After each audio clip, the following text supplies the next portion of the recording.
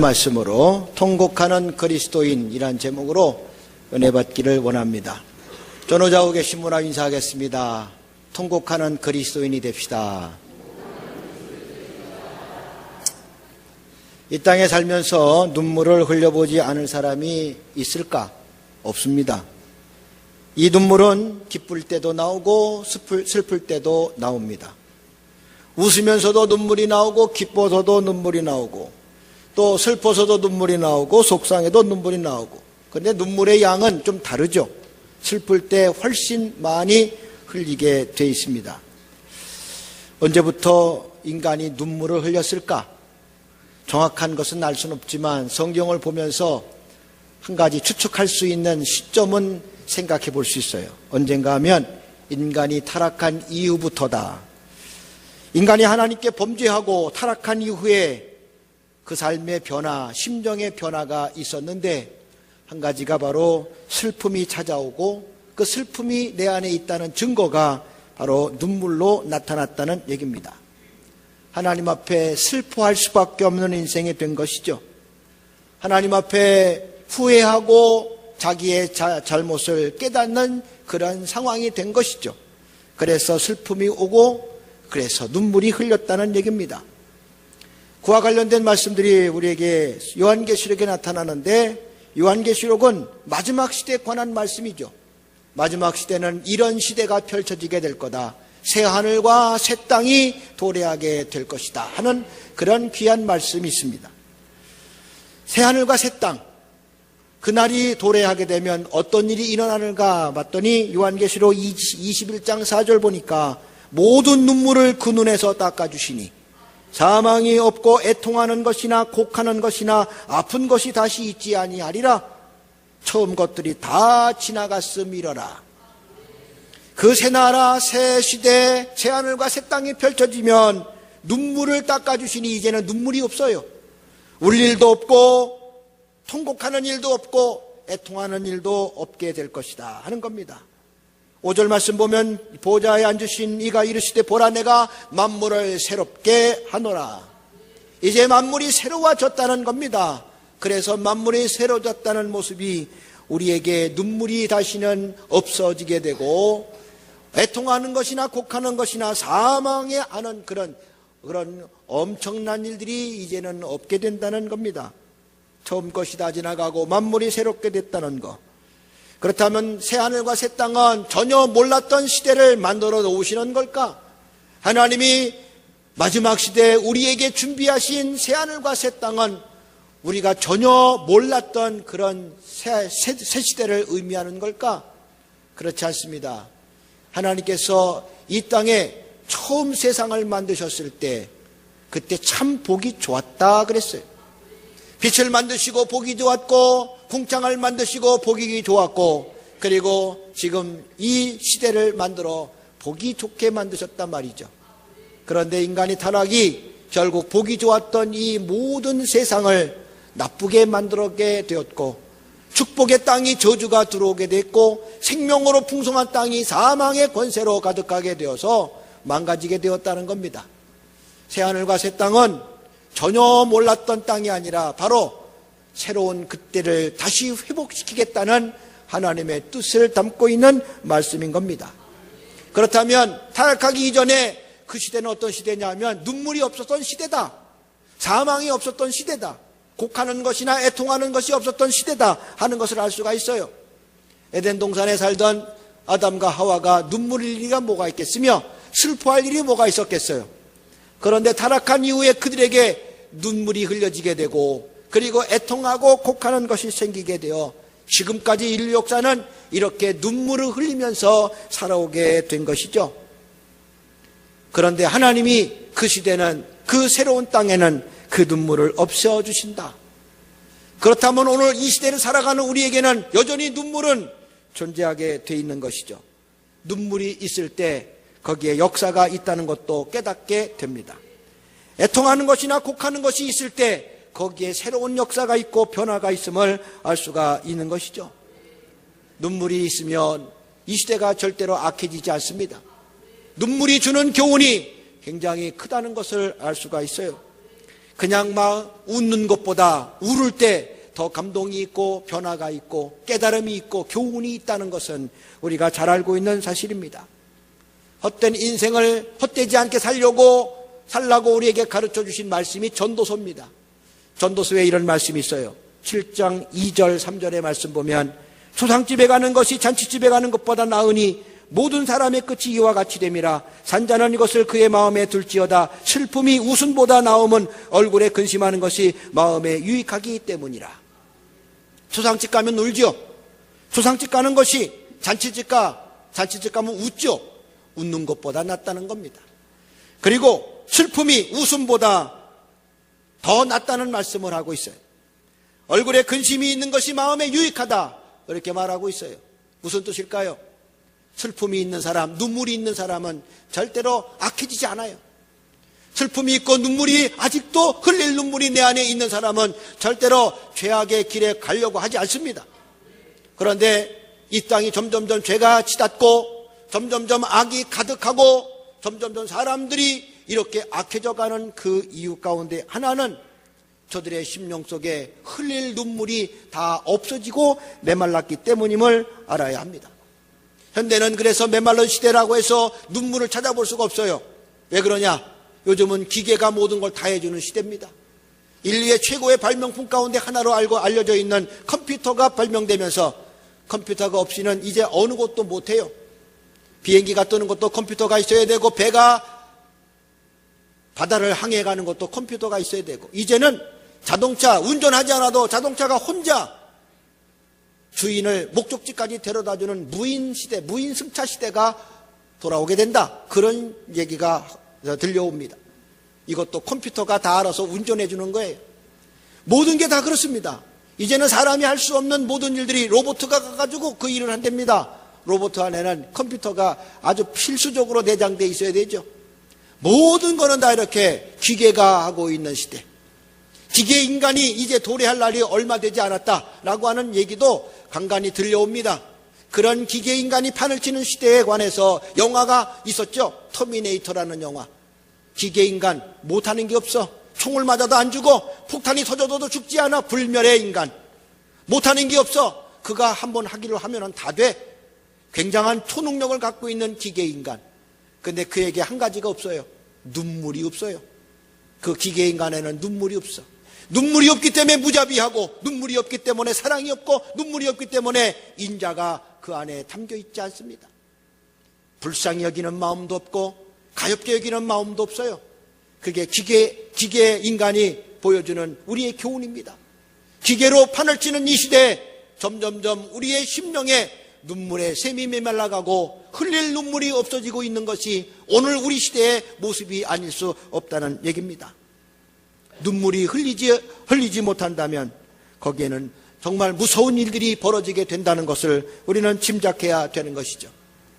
짐승들이 사는 사회를 우리는 야국강식의 사회다, 또는 적자생존의 사회다, 그렇게 말합니다.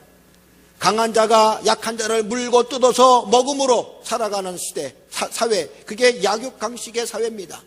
사자는 어린 그런 짐승들을 잡아서 자기 배를 채우면서 그리고 만족해하는 그런 사회, 그게 짐승들의 사회입니다. 그래서 적응하지 못하면 죽어나갈 수밖에 없어. 적자생존은 바로 환경 적응을 잘해야, 약한 자라도 빨리빨리 적응을 해야지 자기가 존재하지, 그렇지 않으면 살 수가 없는 그런 사회가 짐승들이 사는 사회입니다. 사람이 사는 사회가 어떻습니까? 정반대죠. 사람 사는 사회는 약한 자도 살 수가 있어요. 왜냐? 약한 자를 돕는 자가 있기 때문에. 강한 자는 약한 자를 도와야 된다, 이게 하나님의 뜻이에요. 돈 있는 자는 가난한 사람 도와야 하고, 힘 있는 사람은 연약한 사람 도와야 되고, 똑똑한 사람은 어리석고 무지한 사람을 도와야, 그래서 모두가 다 함께 어우러져 살 수 있는 그런 시대를 만들어가는 것, 이게 사람 사는 사회고 하나님이 이 사회를 그렇게 만드셨다는 얘기입니다. 그리고 우리에게 그걸 명령하고 계십니다. 강한 자가 약한 자를 볼 때 얼마나 측은해, 얼마나 불쌍해. 눈물이 안 나올 수 없죠. 눈물을 흘리니까 내가 도와야 되겠다, 내가 저를 위해 헌신해야 되겠다, 그를 헌신하고 그에게 수고하는 것을 아끼지 않는 것, 눈물이 있기 때문에 가능한 거죠. 그런데 강한 자가 약한 자를 보고 눈물을 흘리지 않고 저거 잡아먹어야 되겠다, 하면은 무자비하게 살상이 자행되는 것이며 이 사회는 정말로 험악한 지옥과 칼을 다룰 게 없어진다는 겁니다. 눈물이 있느냐 없느냐, 이게 얼마나 놀라운 역사를 만드느냐 아닌가를 결정합니다. 어린 새끼를 잡아먹는 사자가 눈물을 흘리면서 그거 먹는 거 한 번도 못 봤어. 사자에게는 눈물이 존재할 수가 없습니다. 그런데 강한 사람은 약한 자를 보면서 눈물을 흘릴 때 여기에 진정한 생명의 역사가 있으며 놀라운 축복이 이 안에 담겨 있다고 하는 사실을 믿으시기 바랍니다. 할렐루야. 그렇다면 오늘 우리 시대가 정말 소망이 있고 빛이 가득하다면 어떤 시대를 만들어야 될까? 눈물을 흘리는 사람이 있어야 가능하다는 것도 깨달아야 됩니다. 누가 이 눈물을 흘릴 것이냐? 누가 이 눈물을 흘릴 수 있어야 되느냐? 하나님 모르고 예수님의 마음을 모르고 살아가는 세상 사람들한테 이거 기대하기는 어렵습니다. 누가 흘려야 됩니까? 우리 그리스도인들이 눈물을 흘려야 됩니다. 우리 주님이 하늘에 계실 때는 눈물 흘릴 리가 없었습니다. 그런데 예수님이 세상에 오셔서 인생들을 바라보니까 얼마나 불쌍한지, 얼마나 가엾었는지, 그래서 주님이 이 세상에 오셔서 통곡하셨다고 얘기하고 계세요. 예수님의 통곡, 예수님의 눈물, 그 눈물이 영혼을 구원하고 인생을 살려내고 이 땅을 하나님의 나라를 만들어가는 기적의 역사가 있었음을 믿습니다. 누가 눈물을 흘려야 될 것이냐? 그 주님의 마음을 닮아가는 그리스도인이 그 눈물을 흘려야 됩니다. 예수님은 우리에게 너는 세상의 빛이 되라 말씀하셨어요. 세상의 빛이 되라 하니까 마치 굉장한 빛, 큰 빛이나 되어야 된다는 그런 부담감을 갖고 아유 내가 어떻게 빛이 될 수 있을까 하고 쉽게 포기하는 사람들이 적잖아 있어요. 예수님이 우리에게 빛이 되라는 얘기는요, 뭐 헤드라이트가 켜져서 밤새도록 야구 경기를 해도 한낮에서 하는 것처럼 그런 엄청난 빛이 되라는 것도 아니고 하늘의 태양처럼 꺼지지 않는 그런 빛으로 활활 타오르는 것도 아니에요. 작은 불빛, 화날 때는 작은 불빛은 보이지 않지만 그러나 컴컴하면 그 작은 불빛이 생명의 이정표가 된다는 것을 믿으시기 바랍니다. 밤새도록 바다에서 표류하는 하나의 배, 그 배가 갈 길을 몰라 방황하고 있을 때 저 북쪽 하늘에서 아주 세미하게 희미하게 비춰지는 북극성을 바라보면서 방향을 결정하고 항구의 방향을 결정하고 생명의 길로 갈 수 있는 것, 대단한 빛이 비춰서가 아닙니다. 작은 불빛이 비춰졌으므로 그를 생명의 길로 인도하는 이정표가 되었다는 말입니다. 오늘 너가 세상의 빛이 되라고 하시는 것은 엄청난 빛이 아니라 이 작은 불빛이 되어서 그들에게 생명으로 인도하는 그런 일을 하라는 얘기입니다. 이 시대의 소망이 될 수 있는 것은 내가 대단한 힘을 갖고 무슨 큰 일을 갖고 돈을 많이 가지고 세상에 권력을 쥐어서 그렇게 세상의 소망이 되라는 얘기가 아닙니다. 그냥 작은 불빛처럼 이름 모를 곳에서 오늘도 눈물을 흘리며 기도할 수 있는 그리스도인이 될 때 이 사회가 소망의 사회고 빛이 비치는 사회고 향방을 몰라 가지 못하는 인생들에게 갈 길을 밝히 보여주는 생명의 역사를 이루게 되는 줄로 믿습니다. 그래서 우리에게 주님 말씀하시는 거예요. 올 수 있는 사람이 되라. 올 수 있는 사람이 그래서 복 있는 사람이다. 애통하는 자는 복이 있나니 저희가 위로를 받을 것입니다. 사랑하는 우리 가톨교회 모든 성도들이여, 지금 내 심정에는 눈물이 남아있는지 돌아보십시오. 울만한 눈물이 아직도 남아있는지, 내 눈물샘은 지금 메말라서 없어진 건 아는지, 아직도 흘릴 눈물이 남아있어서 눈물을 흘리며 기도할 수 있는지를 돌아보는 성도가 되시기를 바랍니다. 자녀를 위해서 눈물로 기도하면서 자녀 위해서 눈물로 호소하는 의미가 있으니 그 아들은 절대로 잘못될 수가 없습니다. 어거스틴이라는 사람은 그는 잘못된 길로 젊은 시절을 그렇게 보냈어. 30살이 넘도록 그는 여자들하고 탕진하며 살았어. 그리고 세상에 나서 죄악을 범하며 살았어요. 그런데 그가 회개하고 돌아오면서 자기 지난날에 참회한 모든 것들을 글로 남긴 게 어거스틴의 참회록입니다. 근데 그가 그렇게 참회할 수 있었을 때는 물론 하나님의 은혜지만 우리는 잊을 수 없는 또 하나의 그 뒷이야기가 있어요.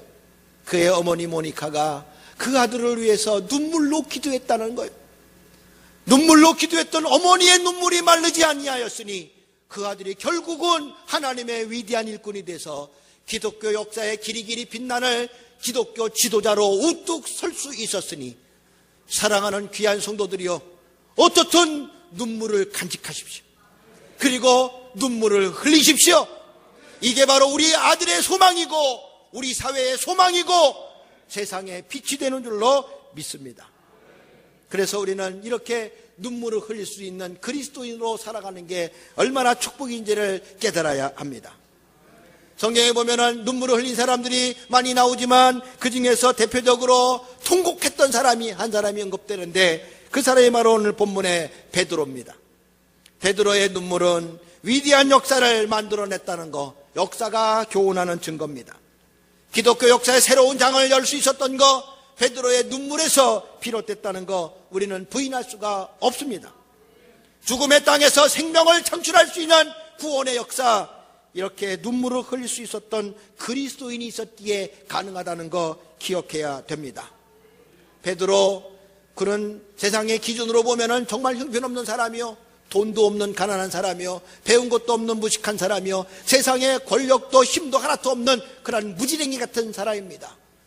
예루살렘 중심도 아니고 이스라엘 땅 중심도 아니고 이스라엘 땅 저 최변방에서 이름도 없이 빛도 없이 갈릴리에서 고기나 잡으면서 살았던 어부 출신 베드로.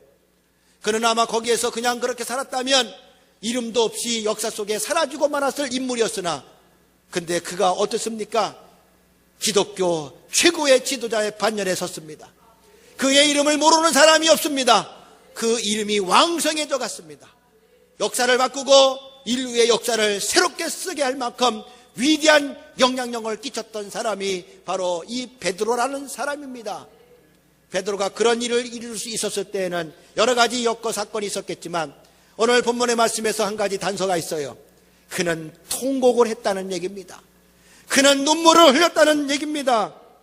그의 통곡, 그의 눈물, 베드로가 흘렸던 이 눈물과 통곡은 하나님이 그를 위대한 지도자로 삼는 특별한 이유였음도 우리가 기억해야 되겠습니다. 예수님의 12제자 다 훌륭한 제자들인 게 분명합니다. 그런데 그 많은 제자들 가운데 수제자가 되고 최고의 지도력을 발휘했던 사람이 유독 베드로밖에 없다는 것은, 베드로의 눈물에서 그 이유를 찾아보다 봐도 은혜가 된다는 것을 깨닫고, 베드로와 같이 눈물을 가지고 오늘도 살아가는 우리 모든 성도가 되기를 주님의 이름으로 간절히 축원합니다.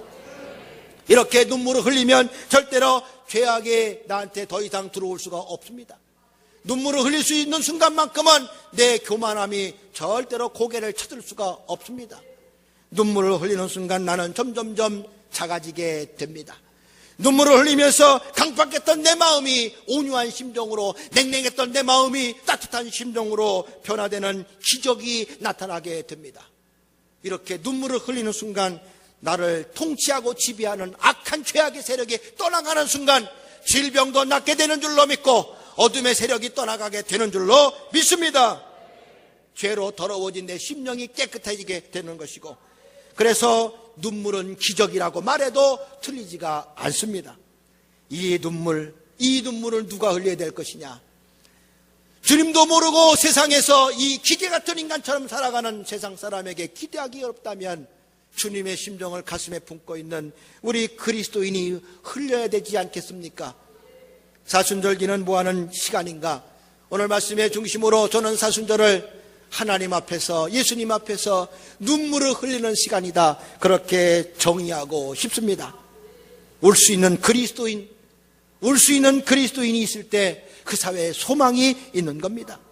기왕에 울려면 베드로처럼 통곡하는 그리스도인이 되는 게 얼마나 축복이겠습니까? 베드로의 눈물을 생각하면서 오늘 우리의 신앙을 다시 한번 점검하는 복된 시간이 되기를 간절히 바랍니다. 베드로가 어떻게 해서 울었습니까? 본문 75절 후반부에 보면은 3번 나를 부인하리라 하심이 생각이 나서 밖에 나가서 심히 통곡하니라. 베드로가 울었는데 어떻게 울었느냐 하면 생각이 나서 울었어요. 어떤 생각? 예수님에게 했던 자기 자신의 행동이 생각이 난 거예요. 예수님에게 했던 행동이 떳떳하지 못했어. 당당하지 못했어요. 창피스러웠어. 그리고 더 나아가서 죄된 행동이었다는 것을 깨닫게 되고 생각나서 울었다는 겁니다. 주님과의 관계 속에서 흘리는 눈물이 진짜 생명이고 축복이 되고 소망이 된다는 것을 말씀하고 있는 것이죠. 주님과의 나의 관계 속에서 내가 눈물을 흘린다는 것, 그 성도는 절대로 망하지 않습니다. 절대 넘어지지 않습니다. 절대로 하나님이 그에게 축복하실 줄로 믿습니다. 날마다 베드로와 같이 주님께 했던 내 모습이 생각이 나서 눈물을 흘릴 수 있는 성도, 밖에 나가서 통곡할 수 있는 성도, 그게 바로 복된 성도요. 하나님이 그런 눈물 속에 이 땅에 기적을 만들어내고 이 땅 어두워지는 땅에 소망의 빛을 비춰주시리라 믿습니다. 통곡하는 그리스도인이 되시기를 주님의 이름으로 간절히 축원합니다.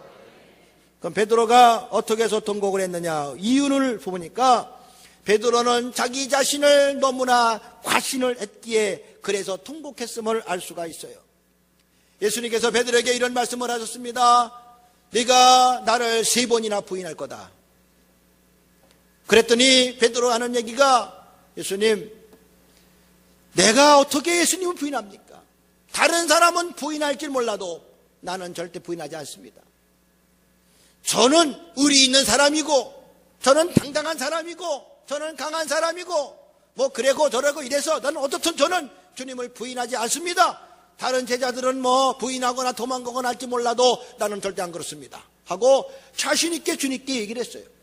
그래서 주님이, 아니요, 너는 다 굴기 전에, 새벽 다 굴기 전에 나 3번 모른다고 부인할 거야. 그 말씀을 했어서도 베드로는 아니라고, 나는 그런 사람 아니라고 너무 자기를 과신했던 거예요. 정말 예수님이 십자가에 못 박혀 돌아가시기 이후에서 대제사장의 그 무리들한테 또 붙들려 가게 되니까 사태가 심각해지기 시작했고, 이제 예수님을 따라다녔던 그런 모든 무리들은 더불어서 싸잡아 죄인 취급받아 죽음의 위기에 놓여있게 되자 제자들이 발동에 이제 비상이 걸린 거예요. 야, 이러다가는 우리 죽겠다 하고 예수님 붙들려가는 순간 다른 제자들은 다 도망갔어요. 다 도망가서 살려고. 그런데 베드로는 자기가 했던 말이 있어서 그랬는지 그 결과가 어떠한지 보려고, 예수님이 어떻게 판결이 나는지를 보려고 예수님을 따라갔단 말이죠. 정말 베드로는 다른 제자하고 비교가 안 되죠. 다른 사람은 다 도망갔는데 자기는 따라갔단 말이죠. 그러니까 베드로는 자기 나름대로 자기가 말한 대로 당당하게 그렇게 얘기했던 대로 하고 있었던 걸 볼 수가 있습니다.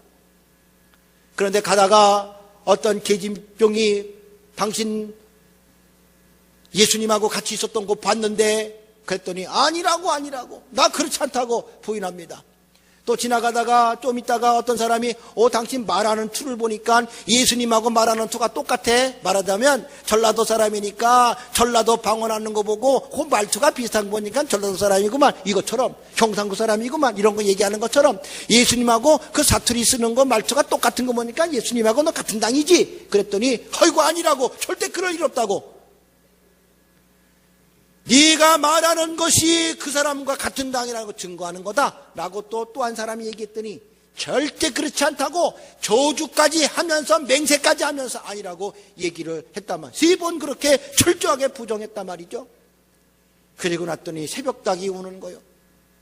그때 베드로가 닭 우는 소리 듣고 생각이 났어. 어떤 생각? 내가 예수님께 부인하지 않겠다고 말했던 그 예수님께 했던 말이 생각이 났는데, 생각해 보니까 자기가 부인했잖아. 그래서 밖에 나가 통곡을 했다. 예수님에게 저질른 죄악이 있어서 통곡했다는 얘기입니다. 그런데 여기에 사건 속엔 또 한 가지 죄가 있었어요. 뭐냐 하면 예수님의 말씀보다 자기 자신을 더 신뢰했다는 겁니다. 예수님이 그렇게 얘기를 했으면은 빨리 그 말씀에 아멘하고 받아들여서 자기 준비를 했다면 부인은 안 했을 텐데, 아니라고, 나는 그럴 사람이 아니라고 당당하게 자기를 믿은 거예요. 나는 이렇게 의리 있는 사람이고 강한 사람이기 때문에 예수님, 내가 죽음의 위기에 놓여 있다고 해서 내가 주님을 부인하는 일 절대 없어요. 걱정하지 마세요. 나는 내가 압니다. 나를 잘 압니다. 걱정하지 마세요. 하고 얼마나 자신 있게 얘기했는지 몰라요. 근데 어땠습니까? 부인해버렸잖아. 자기 자신을 너무 믿었던 것. 누구보다? 예수님 말씀보다. 오늘 주님이 내게 주시는 말씀, 하나님의 말씀보다 내 생각을 더 과신하고 믿고 살아가는 것. 이게 오늘 우리가 통곡해야 될 이유인 것을 깨달아야 하는 겁니다. 오늘 우리는 믿음 생활하면서 하나님 말씀 수없이 듣습니다. 그러나 그 말씀보다도 내 지식과 내 경험과 내 상식이 하나님 말씀을 앞질 때가 얼마나 많습니까? 아무리 말씀을 들어도 그건 말씀이니까, 아무리 설교를 해도 저거는 설교니까, 내 생각 내 뜻이 더 앞장서는 경우가 얼마나 많아요. 자기를 더 과신하고 자기를 하나님보다 더 의지하고 자기의 능력을 더 하나님보다 신뢰하며 살아가는 이런 믿음의 행태는, 이것부터 우리는 하나님 앞에 이번 사순절 기간에 회개하며 통곡할 수 있는 눈물을 흘릴 수 있어야 될 줄로 믿습니다. 여러분, 어느 사람이 감히 자기 자신을 과신할 수 있어요? 지금은 아니지만은 위기 앞에, 죽음의 위험 앞에 어느 사람이 당당할 수 있겠습니까? 아무리 자신해도 절대로 위기 앞에 당당할 수 있는 사람은 많지 않아요. 베드로는 당당했어요. 그런데 결국은 초라한 존재가 됐어요. 차라리 도망이나 갔더라면 저 인간들은 그런 인간이야 하고 말았을 텐데, 안 하겠다고 큰소리 쳐놓고는 도망간 사람이나 부인한 사람이나 별반 다를 게 없는 그러한 초라하고 무능한 자리에 서 있게 됐을 때, 베드로는 자기 자신의 초라함을 보고 자기 자신을 주님보다 더 믿었던 이 불신앙을 보면서 통곡하기 시작합니다. 하나님은 그 통곡하는 그 눈물을 보시고 기적을 만들기 시작합니다. 베드로를 위대한 사도로 쓰시기 시작합니다. 그를 기독교 역사의 길이 빛날 믿음의 일꾼으로 삼으시는 줄로 믿습니다. 1950년 6월 25일 날 한국전쟁이 터질 때, 그때 기독교 교계에서는 이런 찬반의 그런 논쟁이 있었습니다. 서울을 지킬 거냐, 서울을 버리고 도망갈 거냐. 북한 공산당이 서울을 침략하면 서울을 끝까지 우리가 남아서 지켜야 되는 게 맞냐, 피난 가는 게 맞냐, 이걸 가지고 그렇게 서로 막 논쟁이 있었어요. 감리교에서도 있었고, 그리고 초교파적으로 NCC 주관에서 그렇게 모였단 말이죠. 서울을 지켜야 된다는 사람들은 대부분 북한에서 내려온 이북 출신의 목사님들은 서울 지켜야 된다, 저 북한 공산당들 우리가 겪어봤는데 저거 깨부셔야 된다, 이렇게 주장을 했고, 남한 출신 목사님들은 아이고 공산당이 오는데 어떻게 도망가고 보고 일단 살고 봐야지, 살고 난 다음에 나중에 일을 도모하는 게 낫지, 그게 지혜로운 거지 하면서 둘이 그냥 굉장히 싸우면서 서로 논쟁이 있는 거야. 지킬 거냐 도망갈 거냐, 지킬 거냐 도망갈 거냐. 드디어 1950년 6월 28일 3일 만에 서울이 점령당했어요. 28일 날 점령당했을 때 이 목사님들은 어떻게 됐을까? 역사의 증거는 한 사람도 안 남았다는 거예요. 다 도망갔다는 거예요. 그때 막 주장하고 서울 지켜야 된다고 그렇게 목소리를 높였던 한국교회 내노라 할 만한 훌륭한 목사님이 한 분 계셨는데, 이름 대면 여러분도 아실 만한 사람이요, 우리 한국교회의 길이 빛날 역사의 그런 길이 빛날 분인데, 그분이 전쟁 터지고 북한 공산당이 서울에 들어오고 나니까 며칠 뒤에 대구에 가 계시래. 아무도 죽음 앞에서는 당당할 수 없다는 뜻입니다. 장담할 수 없다는 거예요. 주님이 하신 말씀에 귀를 기울일 수 있는 자가 그게 복된 사람이요. 그래서 오늘도 내가 주님 앞에 말씀을 들으면서도 여전히 내 생각과 내 뜻이 앞서고 있다고 그러면 이것이 오늘 우리 통곡해야 될 이유인 것을 깨닫고 눈물을 흘릴 수 있는 성도가 되시기를 주님의 이름으로 간절히 축원합니다. 베드로의 통곡은요, 또 하나 이유가 있습니다. 주님과 자기 자신과의 거리가 멀어져 가고 있다는 것을 깨닫고 통곡을 했던 것이죠. 마태복음 26장 56절을 보면 도망가는 제자들은 도망갔지만 베드로는 예수님을 쫓아이 따라갔어요. 26장 56절, 이에 제자들이 다 예수를 버리고 도망하니라. 제자들은 도망갔다는 겁니다. 그랬던데 베드로는 어땠습니까? 베드로는 26장 58절 보니까 베드로가 멀찍이 예수를 따라 대제사장의 집들에까지 가서 그 결말을 보려고 안에 들어가 하인들과 함께 앉아있더라. 베드로는 결말을 보려고, 예수님의 판결 결과를 보려고 대제사장 안뜰에 그 하인들과 함께 앉아 있었다. 도망가지 않았다는 얘기죠. 그런데 예수님을 따라가는데 어떻게 따라갔습니까? 멀찍이 따라갔다 그랬어요. 멀찍이 따라갔다. 따라가긴 따라갔는데 멀찍이 따라갔어요. 멀찍이 따라간 사람이 결국 위기가 오고 어려움이 오니까 뭐라고 합니까? 도망가는 사람이나 별 다를 게 없어. 나 예수님 모른다고 부인하는 그런 사태까지 오게 되었다는 것이죠. 차라리 처음부터 나는 이렇게 연약한 자야 하고 도망갔더라면 죄라도 느낄 텐데, 그래도 멀찍이 따라갔으니까 할 도리 다 했다고 생각하는 그런 자기 위안 삼고 믿음 생활하는 이 베드로. 근데 그의 입에서 뭐라고 합니까? 나 주님 모른다니까, 나 주님 모른다니까. 이것도 3번, 3번 했다는 건 진짜야? 그렇게 부정하고 있는 자기 모습을 발견하는 것이죠. 멀찍이 따라가는 베드로가 바로 하나님의 아들을 부인하는 자리까지 갈 수밖에 없었다는 것은 뭘 뜻하느냐? 우리 신앙생활이 주님과 가까이 있지 아니하면, 따라가긴 따라가되 멀찍이 따라가면 결국에는 이렇게 부인하는 사태까지 온다는 것을 교훈하고 있는 말씀입니다. 우리가 믿음 생활하면서 우리 믿음 생활의 핵심은요, 예수님과 얼마나 가까이 가느냐가 그 중요한 관건입니다. 오늘도 주님과 가장 가까운 거리에 서 있는 성도가 되기를 주의 이름으로 간절히 축원합니다. 그런데 우리가 주님을 따라가긴 따라가 믿음 생활 하기는 하는데, 그런데 멀찍이 하는 사람이 있어. 구경꾼처럼 왔다가 쓱 구경 왔다가는 멀찍이 보고 있는 사람이 있어. 기도하는 자리 그냥 쓱 왔다가 가는 사람이 있어.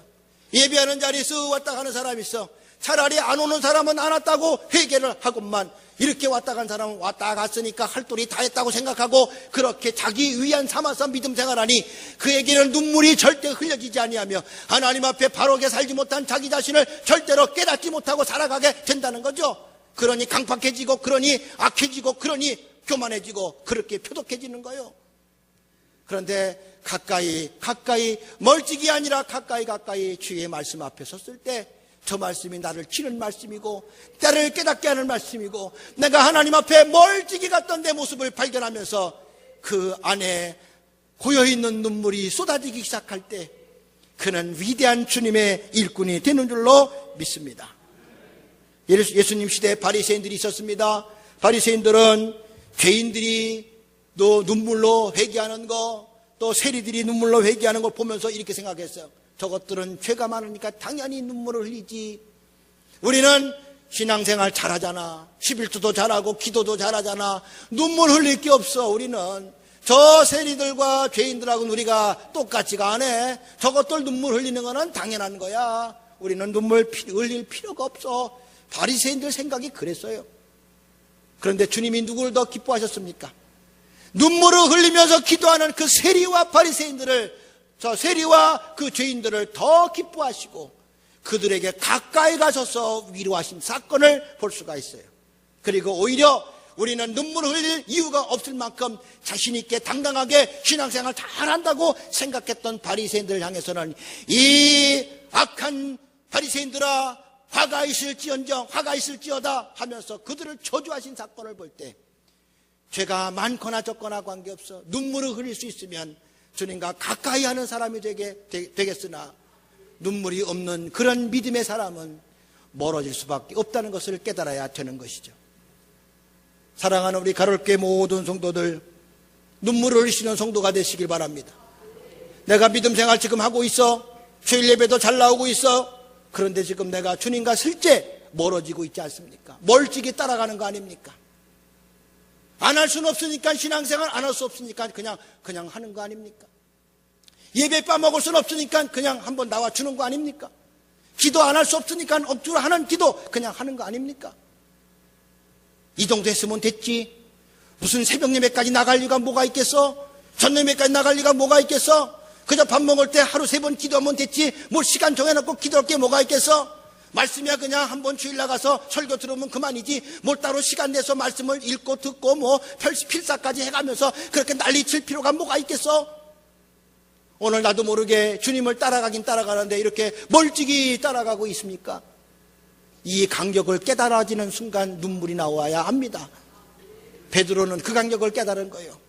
주를 따라갔으나 멀찍이 따라간 자기의 모습, 닭이 울으면서 그 모습을 깨닫고 그는 밖에 나가 통곡하게 되었으니 하나님이 그를 위대한 사도로 쓰실 수밖에 없었던 이유를 찾게 되는 겁니다.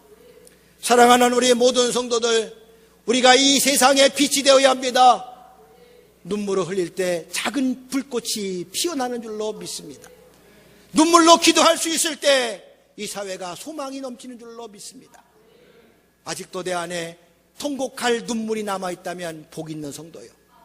아직도 내 안에 통곡할 거리가 있어서 하나님 앞에 통곡할 수 있는 그리스도인이 된다는 건 이건 참으로 복된 일이 아닐 수 없습니다. 사랑하는 우리 가톨교회 모든 성도들이요, 통곡하는 그리스도인이 됩시다. 나라를 생각하며 통곡하고, 사회를 생각하며 통곡하고, 믿지 않는 영혼들을 생각하며 통곡하고, 믿음 생활을 하긴 하도 현찮게 하는 사람 생각하며 통곡하고, 우리의 자녀를 생각하며 통곡하는 그리스도인이 됩시다. 오늘 이 작은 눈물이 사회를 살리는 생명의 축복인 줄로 믿습니다. 할렐루야! 은혜 주신 하나님께 박수하겠습니다.